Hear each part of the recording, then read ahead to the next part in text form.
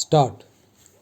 Dear Sir, I am certain that you are not fully conversant with the matter, or you would not urge those who were present on these occasions to bring the question to the notice of the meeting.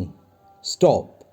On either side, there are those who are always ready to hurry business as fast as they can, notwithstanding that there is no advantage gained by unnecessary haste.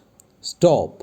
By and by, I am inclined to think that you will agree with me on this matter, and then you will regret that you unduly hastened the passing of the rules with which we are now dealing. Stop.